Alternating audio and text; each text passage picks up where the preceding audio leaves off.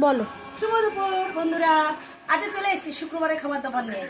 আজকে চলুন দেখি দেখি কি কি খাবার করেছি, এবং আজকে নিরামিষই হবে, আমিষ হবে না। তা চলো দেখে নি কি করেছো। চলো। আগুন আগুন ভাত, আগুন আগুন ভাত একদম নামিয়ে এনেছি, কাঠের রান্না করেছি আজকে।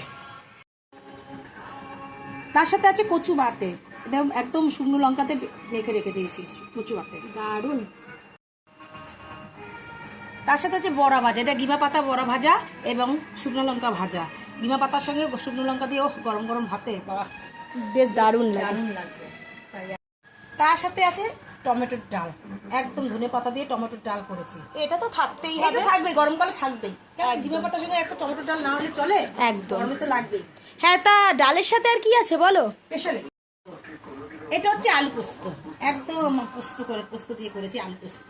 দারুণ লাগছে, দেখেছেন কালারটা কি দারুণ এসছে। হ্যাঁ, গরমকালে পোস্ত খাওয়া খুব ভালো। হ্যাঁ, পেট ঠান্ডা আজকে- থাকে। হ্যাঁ, পেট ঠান্ডা থাকে। আজকে এই কদিন রান্না করেছি, আজকে এই রান্না করা হয়েছে আজকে সানিয়া কিচেনে।